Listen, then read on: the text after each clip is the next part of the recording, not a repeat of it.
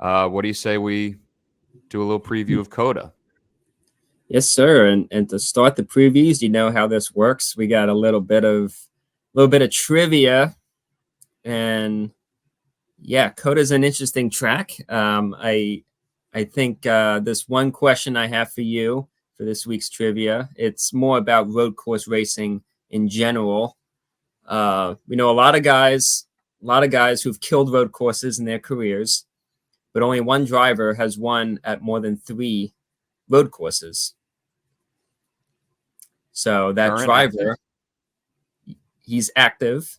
And my question is, what is the driver and what road courses did he win at? Oh, boy. That's a great question. So I gotta pick the driver first. I have no idea if I'm gonna get the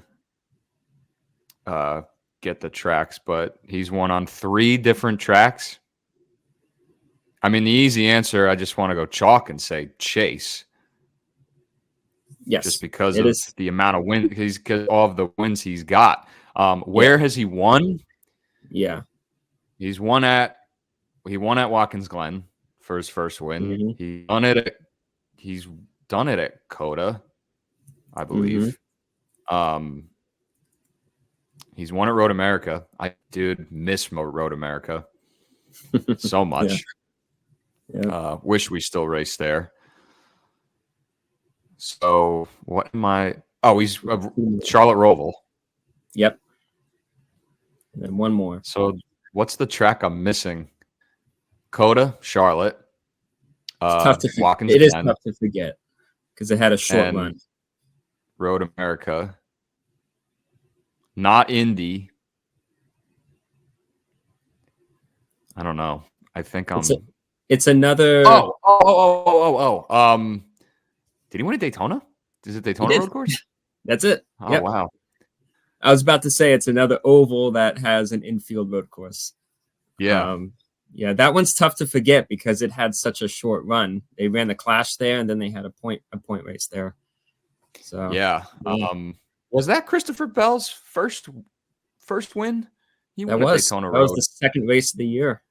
Yeah, when I looked at the list of winners, you had a lot of guys winning at 2 or 3, and then Chase has won at 5. And of course, some of that is like the timing, right?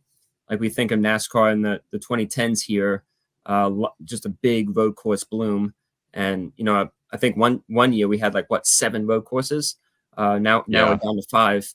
But if you were to have a Gordon or a Stewart running today, they would have, double-digit wins because they don't just have Sonoma and Watkins Glen. They just had 2 every single year, and they were still able to rack up, 8 or 9 wins, which is pretty insane, given that each year you just have 2 chances, and then you restart to a new season, and then you're able to do it again and again and again. But yeah, you definitely can't overlook Chase's record, 3rd all time. And to do it at 5 different tracks with the competition as close as it is, that was really impressive. And he's a really good pick this weekend. Yeah, he didn't run the race last year because he was sidelined due to injury. But I do want to I want to ask you this. So if you could pick this weekend between Tyler Reddick, Chase Elliott, or the field, who would you feel more comfortable taking this weekend? Would you take Reddick or Elliott? Package deal, or would you take the field? Yeah, that's a good one. Because Reddick at the betting market, so Reddick is opened at plus 450. Chase Elliott is plus 800. Shane Van Gisbergen toss out the window. I talk about him on my Xfinity show every week and toss that 9-1 out the window. That's not happening. And again, these are odds on DraftKings Sportsbook, but if you are going to bet, be sure to shop around, find your best lines because, more times than not, there are a lot of discrepancies in the market. So make sure that you're shopping different sports books and looking for the best lines. We're just using DraftKings odds for purposes here. And it is Reddick and Chase at the top. So would you take one of those 2 or would you take the field this weekend? I think I may take the field. I don't have the feeling for Reddick, at least. I know he's got really good numbers there. at COTA is the defending winner. That race was unbelievably wild, but he was one of the consistents who ran up front. The year prior, Chastain bumped him out of the way, out of the lead with 2 laps to go, so he could have won that one. But I don't know. Yeah, oh yeah. I just don't feel like they have that 45 underneath him at this point. I mean, he's had some really good runs this year. Don't get me wrong, but you can't have a pit road issue in this race, and because track position is going to be so important. It is, there's a lot of passing opportunities, but the track is just so massively long. And yeah, I guess I'm just not feeling it for the 45. And Chase has really good numbers there. He won under rain shortened circumstances that first year. I don't know how much you kind of take that into account, but he had another top 5 there the following year. But there's too many good road course guys. Like we mentioned it, a couple minutes ago. There's just too many guys who know how to get around it and get the job done. Chastain's the only guy to have 3 straight top 5s at COTA in all 3 races, and 3 very, very different races. Bowman's run super well there. He's coming off a good run, if for what that's worth. McDowell, he's shown more road course potential than Cindric, which kind of surprised me. But of the road courses, I think COTA would be Cindric's best bet to have a good run. Ty Gibbs, he doesn't have the good results, but his average finish is one of the best at Circuit of the Americas. You toss in Kyle Busch and maybe these Roush Fenwick Keselowski duo there. Maybe a Blaney who's shown potential at road courses. He's got to win. There's just too many guys who I'm looking at. I feel like it's just too tight to put your bets on 2 guys, but those are 2 really good guys to look at. But I would put to the field if that was on me.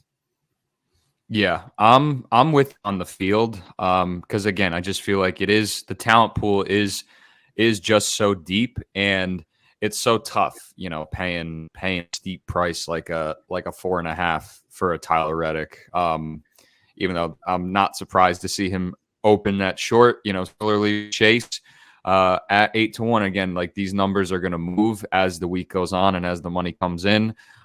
So some of these guys get shorter, some of these guys might get longer, but it's like I look at a Ross Chastain at plus 1,200. Like you said, 3 straight top 5s, including that win a couple of years ago. And look, I think Ross, he shows his capability and he's not afraid to be aggressive, right? And he's been able to figure it out at COTA. Not only him, but even like Daniel Suarez. Like Daniel Suarez is a sneaky little road course racer, won at Sonoma a couple of years ago. He's been decent here at COTA. But for a guy like Ross, who always puts himself in the right position at the right time and has, just been probably the best statistically on this track since we've gone here. He's a guy that I like a lot this weekend. You mentioned Alex Bowman, another driver. He's priced around 25-1 this weekend. I think that Alex is going to be an interesting guy to look at as well, because he's got an 8th place finish. He's got the runner-up finish in 22 and then a 3rd place last year. So again, you look at the position that Chev is in back on that short track package, like how much is that going to really hurt them, because they didn't show anything at Phoenix. Obviously it's a road course, it's different complexion type of race. But you look at these 2 guys, Ross and Alex, and I think, where they're currently priced, I certainly think that there's advantage there